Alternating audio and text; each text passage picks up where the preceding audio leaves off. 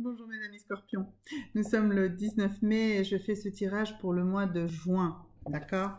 Donc on va commencer pour vous ici par... Allez, on va faire un truc que je ne fais pas d'habitude, on va démarrer par une pierre pour vous. Ça va nous donner une tonalité... Alors, on nous dit une obsidienne argentée. C'est une très bonne pierre de soin pour la santé. Elle remplit le corps partout de cette lumière argentée très agréable. Elle est aussi utilisée pour la protection. Une obsidienne argentée. Voilà. Alors, donc ça veut dire que nous allons devoir nous concentrer sur vos besoins en termes de santé, en termes de protection. Alors, pour la santé, on va aller voir ici avec cet oracle de la créativité. Eh bien, qu'est-ce qui fait que vous vous sentez pas super bien et que vous avez besoin de vous protéger, de sauvegarder votre santé. Alors, outre le Covid, bien sûr, hein, sinon c'est trop facile. Ça me paraît logique. Alors, on nous dit la mélodie intérieure, ton authenticité. Je suis ton rythme, tes notes et ton hymne. Je suis battement, ponctuation et pause. Instinctive, je suis ta plus belle symphonie. Entends-tu le son de ta voix? Écoute-toi. Alors, donc ça veut dire quoi? Ça veut dire que vous êtes dans beaucoup trop de préoccupations et que vous ne n'écoutez pas. Vous n'écoutez pas votre corps, vous n'écoutez pas vos besoins. Vous n'êtes pas suffisamment centré sur l'écoute de vous-même. Vous n'êtes pas suffisamment centré sur le fait d'écouter écouter les petits bobos, les grands bobos, écouter les douleurs. Les douleurs, ce sont des alertes. Les douleurs sont des alertes qui vous paraissent parfois d'origine physique, mais en réalité, ce sont des choses qui viennent de vos états émotionnels. Donc, si vous avez des douleurs, moi, je vous conseille d'aller voir le grand livre des maladies,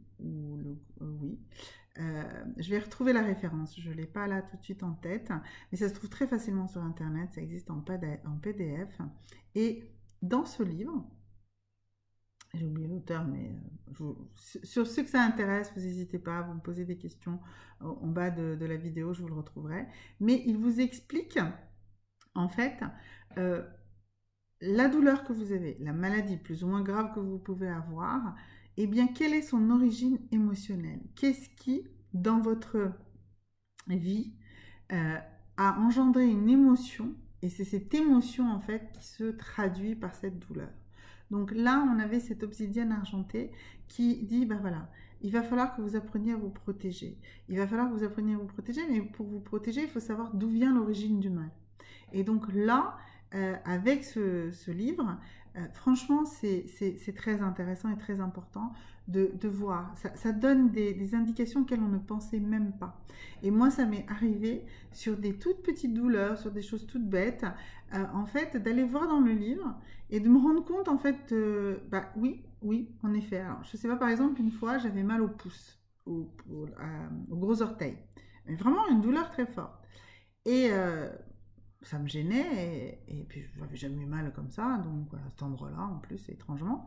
Et donc je suis allée voir dans ce livre, dans le grand livre des maladies.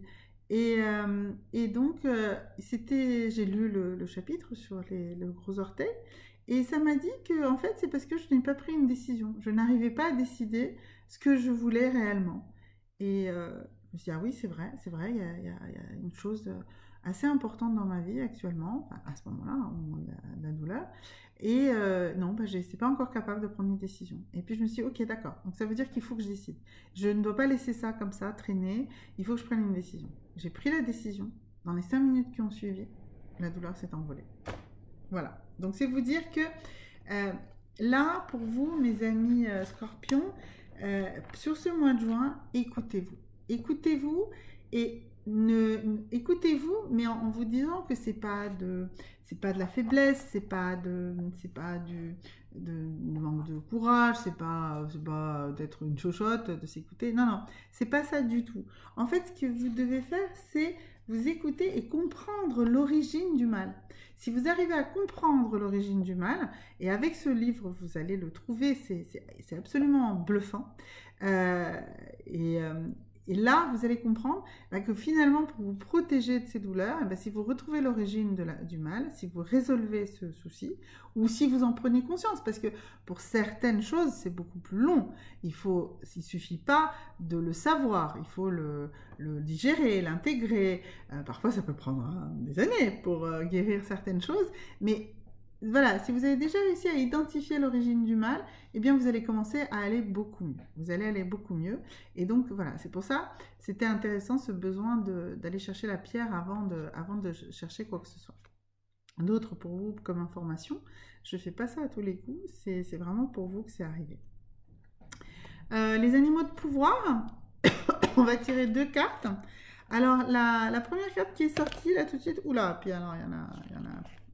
Alors, en fait, il y a 4 cartes qui sont sorties pour vous. Donc, du coup, on va les lire les 4. Écoutez, hein, c'est comme ça, c'est que ça veut. En fait, ce sont les traits de caractère que vous allez avoir besoin d'utiliser pour passer mieux ce mois de juin. Donc, ça va être la souris. La vérité est dans les détails. J'examine minutieusement ce qui se produit dans ma vie avant d'en tirer un enseignement. Voilà, c'est ce que je viens de vous dire. Oh, ça ne m'étonne pas. La grenouille, un grand nettoyage est à l'œuvre. Il permettra de faire de la place pour la nouveauté. Vous voyez, justement, quand vous commencerez à mieux vous écouter, à trouver donc, avec cette précision du détail, la vérité du détail, de comprendre l'origine de vos douleurs, eh bien vous allez commencer à pouvoir évacuer les choses.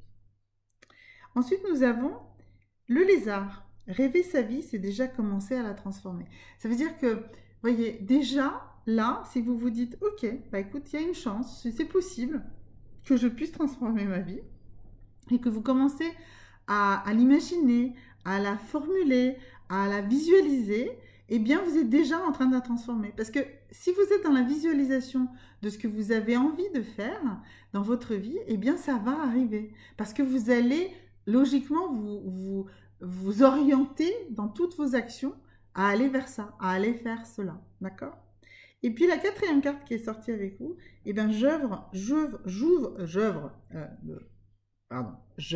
en harmonie et pour le bien de tous. Ça veut dire que vous vous intégrez. N'oubliez pas dans toute cette histoire de vous écouter, de vous intégrer aussi dans votre environnement, de vous intégrer dans votre environnement familial, dans votre environnement professionnel, dans votre environnement émotionnel.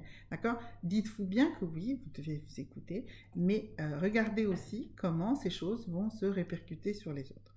Mais en même temps, ça ne veut pas dire, ne faites pas, surtout pas, ça veut dire que quand vous allez vous sentir mieux, et tout ce travail que vous allez faire sur vous, eh bien en réalité, il va aussi travailler pour les autres. C'est pour ça que je vous disais, s'écouter, c'est pas être égoïste, c'est pas être une chochotte. Au contraire, s'écouter, c'est se donner la primeur et c'est aussi être capable de se mettre dans cet état d'esprit, dans le bon état d'esprit pour justement être en communication avec les autres, pour pouvoir travailler avec les autres. Vous serez de bien meilleure humeur et tout se passera beaucoup mieux si vous vous écoutez, si vous savez. Si vous dites oui à tout et que vous n'y arrivez pas et que vous êtes excédé, que tout vous emmerde, etc., vous allez être exécrable. Oui, vous allez dire oui à tout le monde, mais en même temps, vous allez déborder, vous allez pester tout le temps, parce que... Mais non, mais écoutez-vous. Apprenez à dire non. C'est aussi œuvrer dans l'intérêt des autres. C'est aussi... Dire non parfois à ses enfants, même très souvent leur dire non, et plutôt leur expliquer comment faire les choses qu'au lieu de les faire à leur place, eh bien c'est œuvrer pour leur bien-être. Ils seront plus capables de réussir dans leur vie, tout simplement. Savoir dire non à votre compagnon ou à votre compagne dans des situations où ça va être vraiment débordé, eh bien ça veut dire aussi que vous allez dire non, que peut-être cette personne fera ce qu'elle veut, de ce qu'elle voulait vous mettre, ou peut-être que du coup elle considérera que ce n'est plus aussi vital que ça, et du coup quand vous allez vous retrouver, eh bien vous allez être dans une relation beaucoup plus souple, parce que vous ne serez pas énervé, vous ne serez pas fatigué d'avoir fait tout pour l'autre, et que vous n'avez pas réussi à faire ce que vous aviez à faire pour vous, d'accord ? Donc voilà, donc ça aussi c'est quelque chose d'important que vous devez être capable de faire, c'est d'apprendre à dire non. C'est une vraie protection, c'est une vraie quelque chose de vraiment important. Donc on avait vu pour vous l'obsidienne argentée, donc une pierre de protection, et bien ça appuie aussi cette histoire de s'apprendre à savoir à dire non.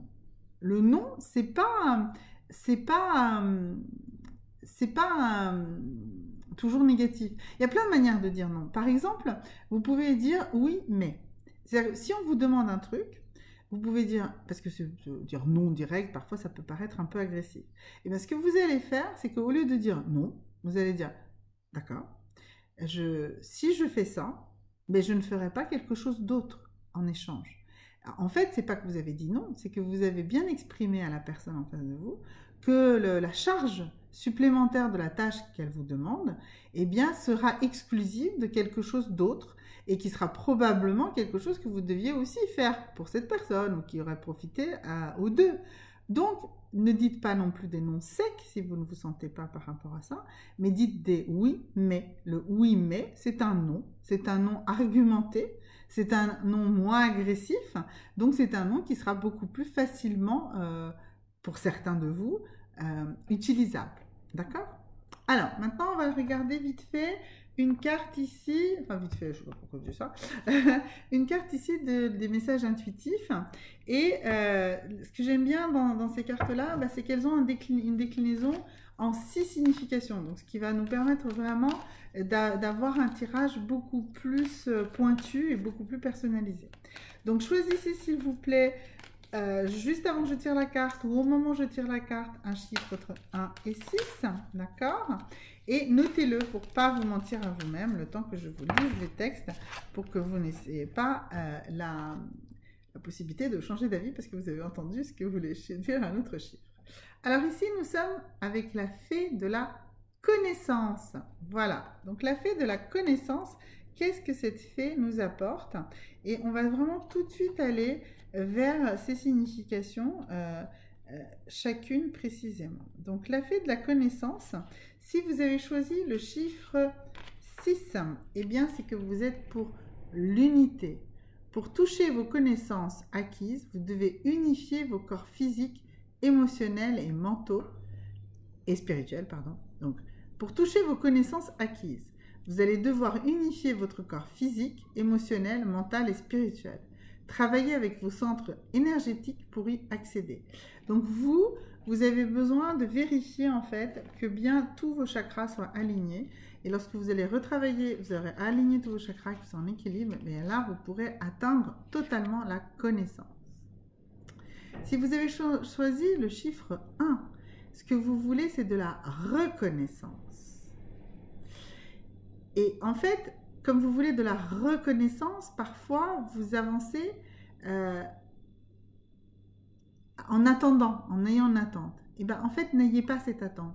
Ouvrez votre cœur à la vie et reconnaissez votre propre vérité. Soyez authentique. Ne vous laissez pas juger, ne jugez pas les autres. D'accord? Si vous avez choisi le chiffre 2, c'est la connaissance profonde. Laissez émerger vos connaissances profondes. Ayez confiance en votre savoir. Donc vous devez vous refaire confiance. Vous devez retrouver cette confiance en vous. D'accord? Ensuite, pour ceux qui ont choisi le numéro 3, eh bien vous allez devoir aller puiser dans votre mémoire ancienne. Il est temps pour vous d'éveiller une mémoire bénéfique qui provient d'une autre vie.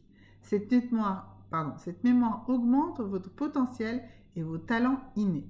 Donc là, ça fait déjà un deuxième tirage. Je crois que j'avais déjà fait une vidéo, alors pas pour votre signe, mais où on était déjà sur cette histoire de mémoire qui vient de vos vies antérieures. Donc là, ce n'est pas le lieu de la vidéo pour développer tout ça. Mais si vous souhaitez qu'on travaille sur ça, bah, contactez-moi et on travaillera ensemble sur vos vies antérieures. En tout cas, ceux qui ont choisi ici le numéro 3 lors de ce tirage. 4. Vos connaissances terrestres. Vous expérimentez la densité sur le plan terrestre. À travers ces expériences, vous approfondissez diverses connaissances qui vous font découvrir qui vous êtes. Donc là, ceux qui choisissent le 4, ça veut dire que vous devez vraiment considérer tout ce qui vous arrive comme des expériences qui vous enrichissent et en tirer du positif, que du positif. Ceux qui ont choisi le chiffre 5, ceux-là, ils sont dans la connaissance divine. Vous êtes un être spirituel ayant choisi de vivre une incarnation terrestre. Reconnaissez ce fait, vous pourrez vous réapproprier et intégrer vos connaissances divines. Donc pour vous, il faut vraiment que vous vous reconnectiez avec vos anges gardiens, avec vos guides. Voilà, pour ça aussi on peut travailler ensemble si vous voulez, mais sinon vous avez aussi plein de manières de retrouver sur internet comment raccrocher ces guides. Voilà, si vous faites partie des gens qui ont envie de recevoir les archanges, eh bien écoutez, envoyez-moi des mails plutôt sur Maya Belle Énergie. Et là, quand la prochaine fois que quelqu'un m'enverra les archanges, eh bien vous serez sur ma liste de renvoi. Et comme ça, nous pourrons créer cette chaîne et vous pourrez ouvrir et retrouver vos guides. Voilà. Alors maintenant, pour l'oracle chamanique ici, donc on va prendre une carte pour vous aussi de cet oracle chamanique, mes amis scorpions, et on va comprendre en ce mois de juin sur quoi vous voulez travailler. Alors ici, on a les masques. Ah, on dirait facilement bas les masques. Retrouvez-vous, retrouvez votre authenticité. Ne vous cachez pas. Alors, on va lire ensemble ce que cet oracle chamanique nous apporte au niveau de cette histoire de masque. L'homme a toujours porté un masque afin d'apparaître différent de ce qu'il est, ou pour extérioriser des aspects de sa personne souvent dissimulés. Donc le masque peut être quelque chose qui nous permet de nous camoufler, mais ça peut aussi être quelque chose qui va nous, au contraire, exprimer plus de choses.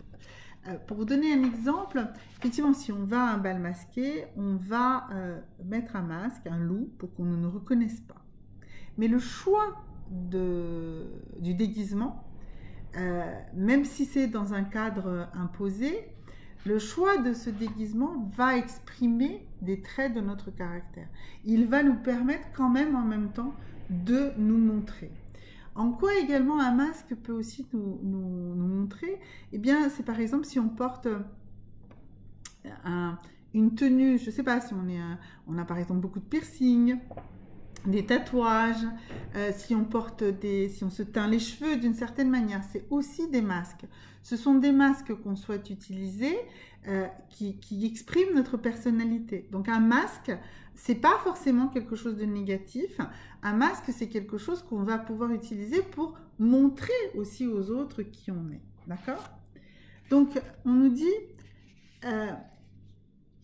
on peut endosser les masques de la convenance, des masques coutumiers. Ce sont des choses qui vont nous permettre de donner l'illusion de l'authenticité, d'accord? C'est-à-dire que, qu'est-ce qui serait un masque coutumier dans notre univers? Eh bien, je ne sais pas, si vous avez un uniforme pour aller à votre travail, ou si vous portez, si vous êtes un homme, un costume avec une cravate, si vous êtes une femme, un tailleur, d'une certaine façon, eh bien, vous mettez finalement un masque coutumier, puisque vous mettez quelque chose qui n'est pas forcément vous, mais qui vous permet de vous fondre dans l'univers dans lequel vous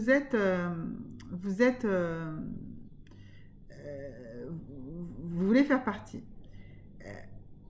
Par contre, si vous décidez de vraiment d'agresser, enfin je veux dire d'agresser, de vouloir montrer plus qui vous êtes, eh bien vous allez transcender ces masques, vous allez mettre des choses qui sont interdites ou qui sont plus ou moins acceptées. Donc en fait, si vous voulez, le masque, ça montre en fait, et tous ces masques que vous allez porter au long de toute votre vie, eh bien c'est parce que vous essayez d'exister, vous essayez de lutter, vous essayez